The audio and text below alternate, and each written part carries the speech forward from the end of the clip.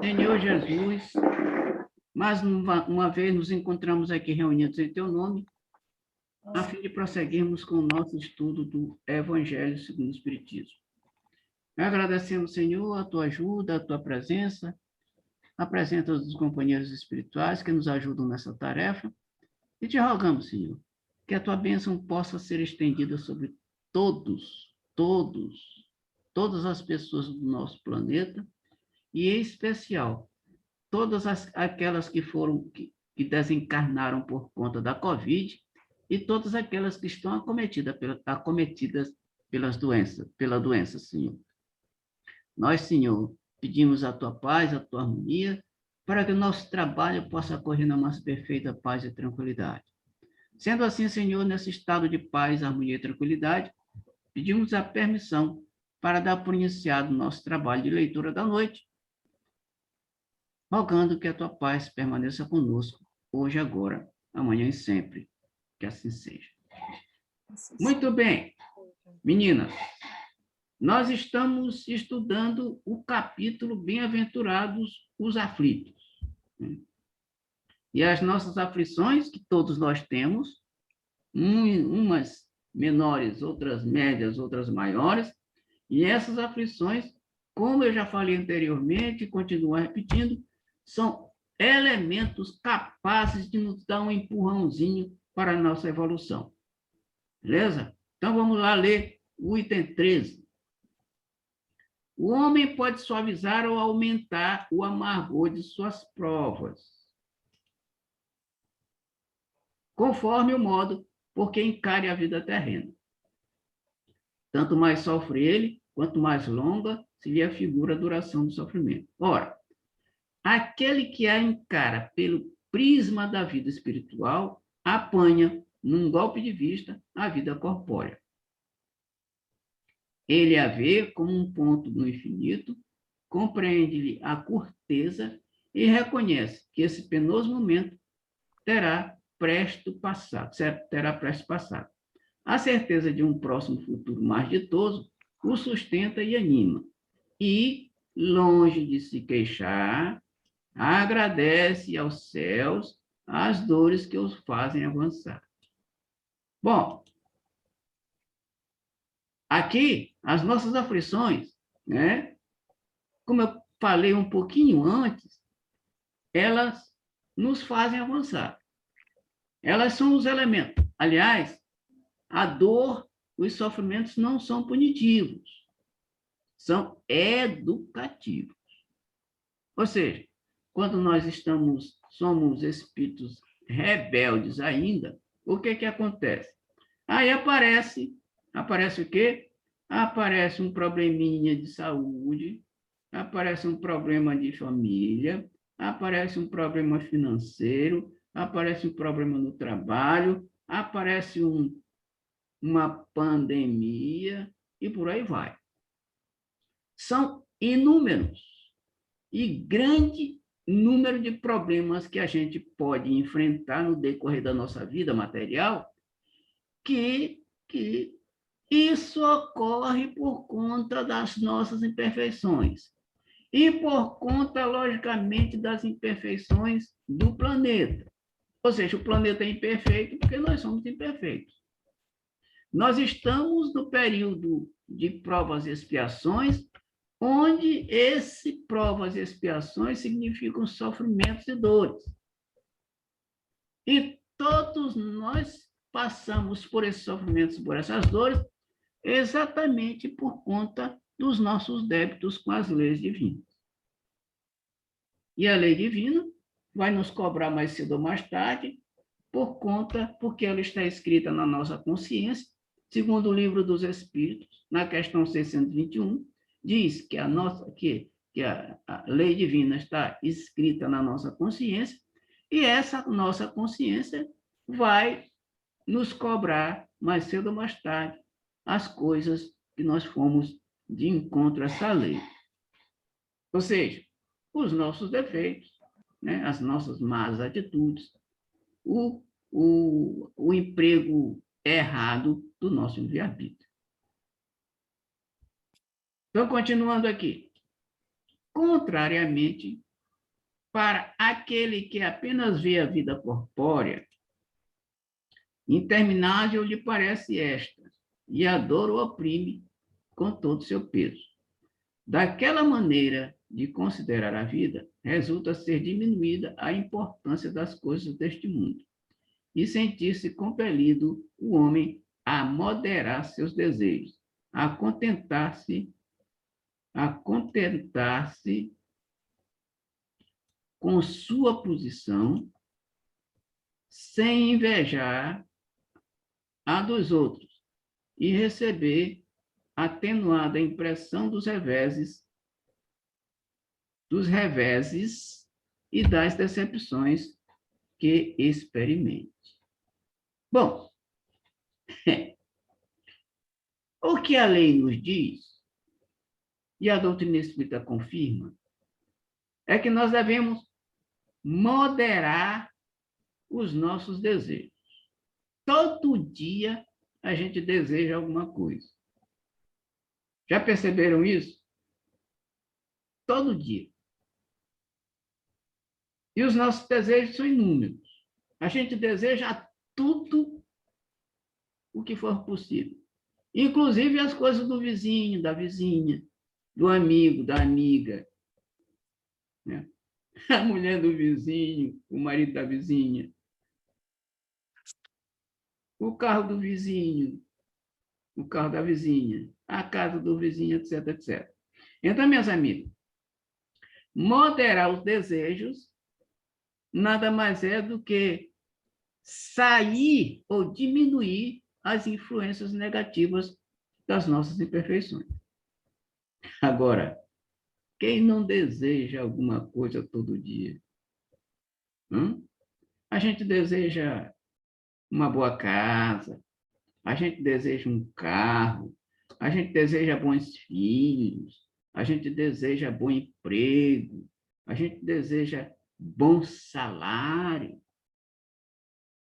E a gente sai desejando. E sai desejando. A gente deseja um vestido que está na loja, deseja um relógio, etc, etc. Rubinho, Diga. mas o texto,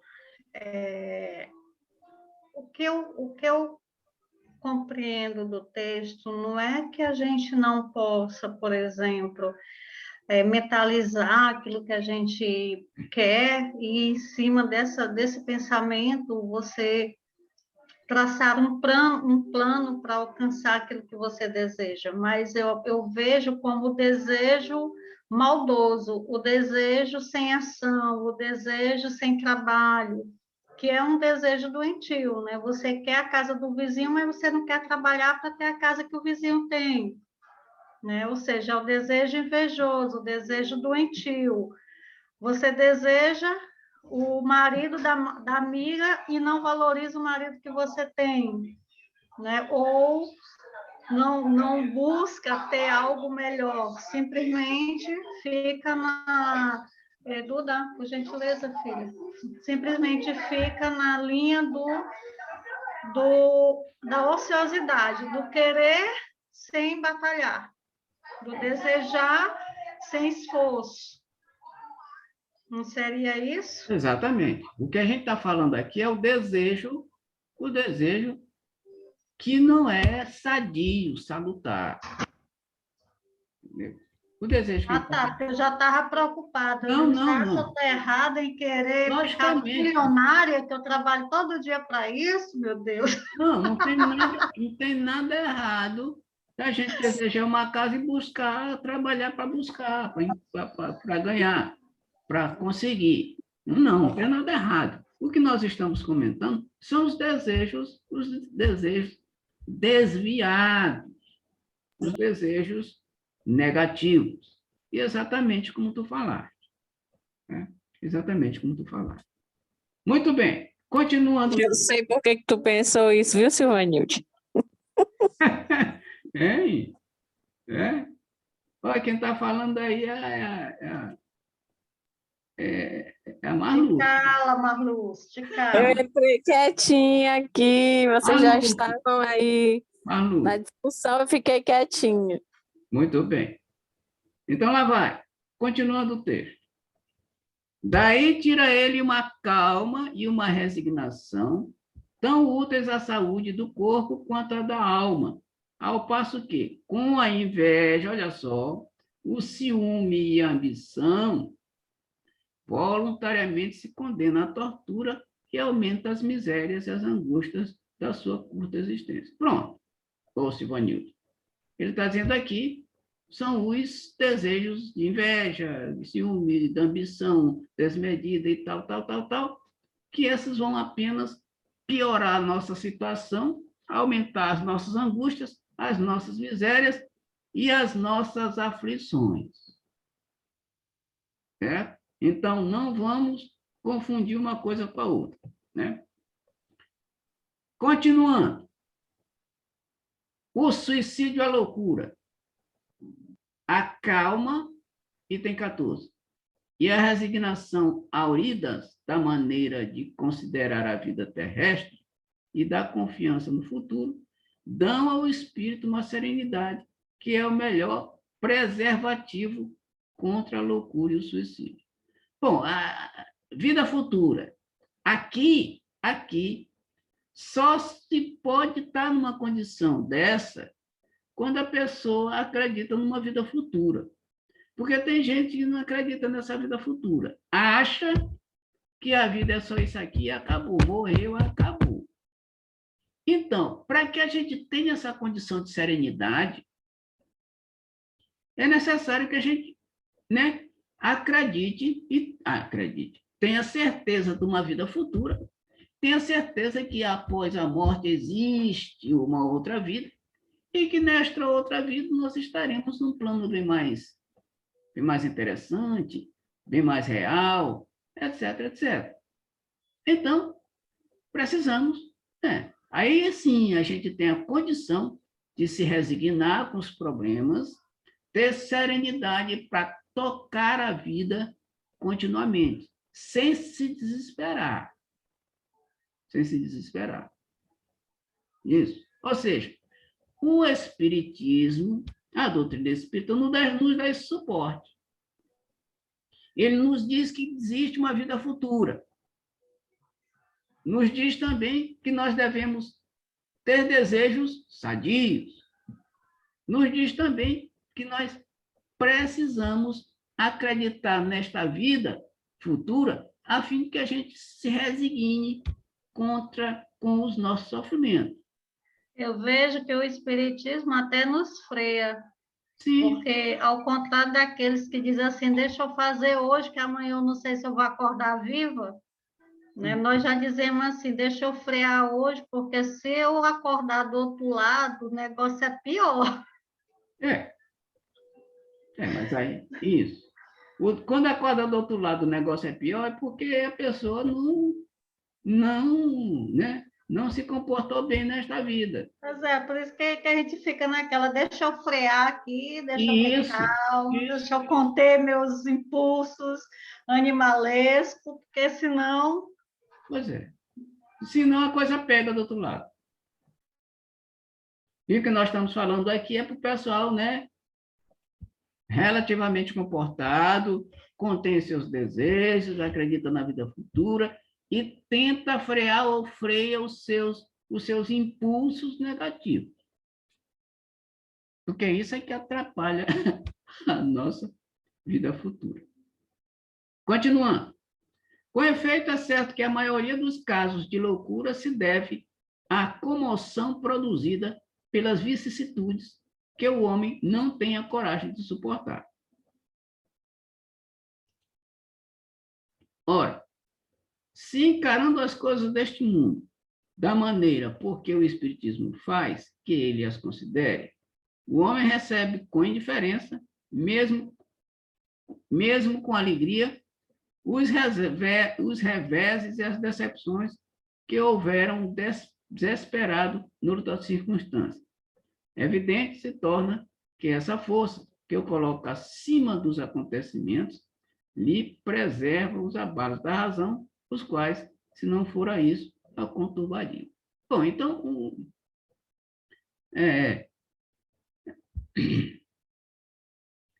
se ele encara as coisas deste mundo como um material, como simples passagem, e as coisas materiais como empréstimos, né, e não se desespera com as coisas que lhe acontecem, essas decepções, né, incluindo o conteúdo, o conhecimento do conteúdo da doutrina espírita, ele não tem porquê, nós não temos porquê nos comportarmos de forma diferente.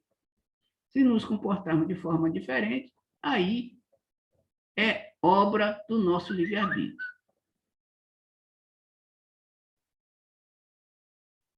Alguma pergunta? Comentários? Então, vamos lá. 15. O mesmo ocorre com o suicídio.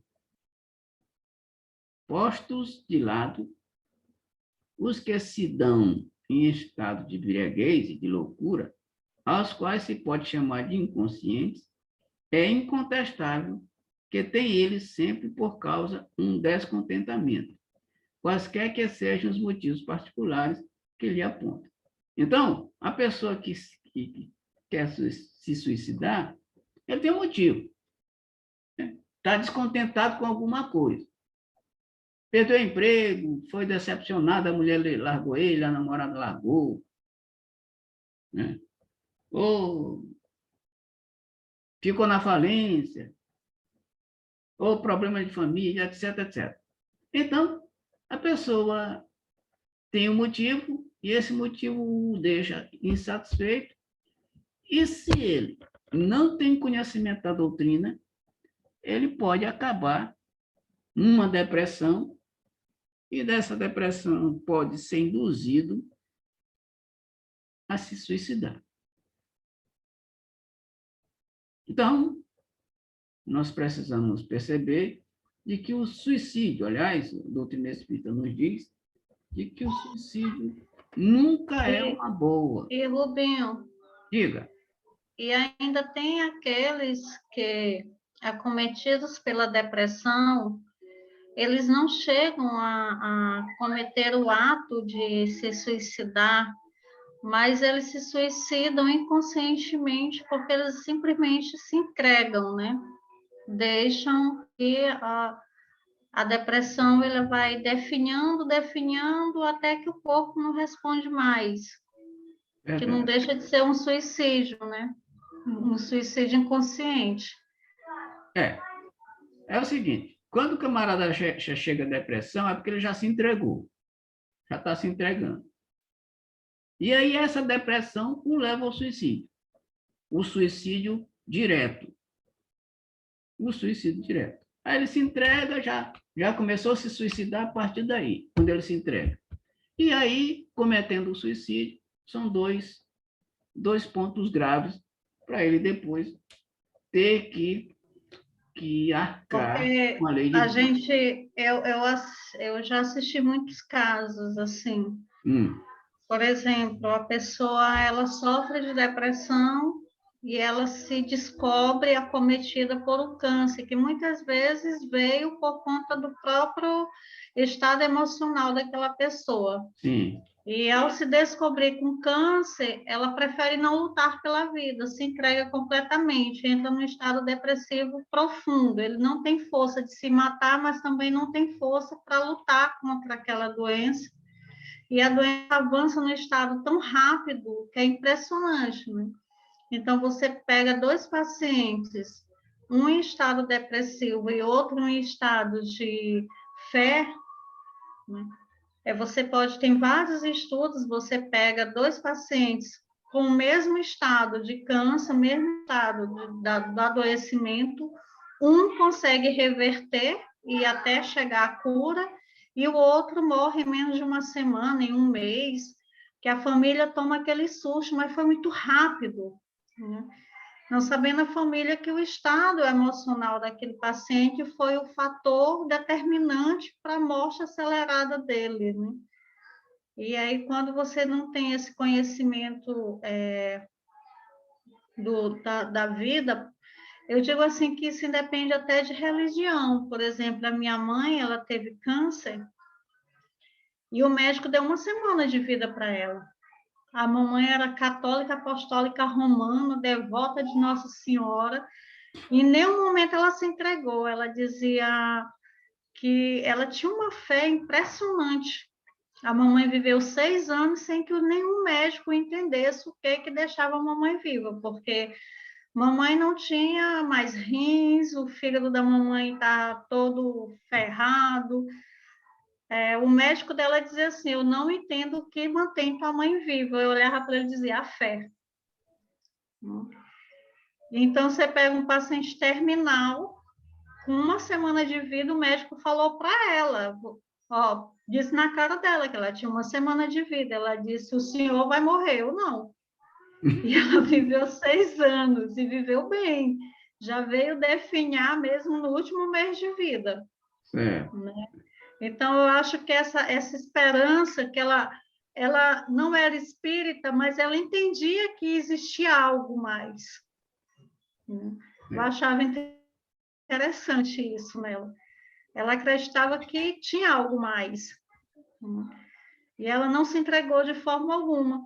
E quando você tem pacientes que estão com câncer em fase até inicial, e o câncer avança, sim, porque a pessoa entra no estado de depressão. Então, para mim, isso também é um suicídio. Aí é diferença de vibração, Silvanildo, né? Aquele que morre rápido é porque a vibração dele está muito, né, muito aquém do que deveria ser. E aquele outro que está desenganado por 7 dias, uma semana, e vive muito mais, é porque mudou o seu estado de vibração, mudou o seu estado mental, e o estado mental ajuda muito a gente a resolver os nossos problemas, inclusive melhorar ou curar os nossos problemas de saúde. Então, tudo está aqui, ó, na cabeça. Mudança vibracional. Não é, Miri?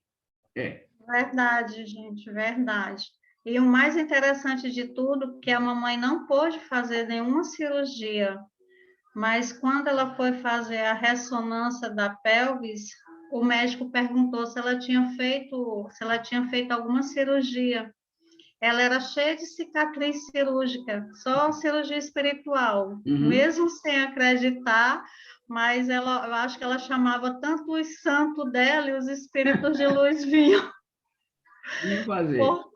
Porque era incrível que aparecia as cicatrizes cirúrgicas nos exames que ela fazia, sem ela ter feito uma cirurgia, porque ela não tinha mais condição de operar. Ok. Então é isso. Continuando a leitura. Ora, aquele que está certo de que só é desventurado por um dia e que melhores serão os dias que hão de vir, enche-se facilmente de paciência. Só se desespera quando nenhum termo divisa para o seu sofrimento. E que a vida humana, com relação à eternidade, senão bem menos do que um dia. Mas, para o que não crê na eternidade, olha só aqui, e julga que com a vida tudo se acaba, se os infortúnios e as aflições o acabrunham, unicamente na morte vê uma solução para as amarguras. Nada esperando, acha muito natural, muito lógico mesmo, abreviar pelo suicídio as suas misérias. Bom, então olha só quem realmente não tem conhecimento de uma vida, né, vida eterna,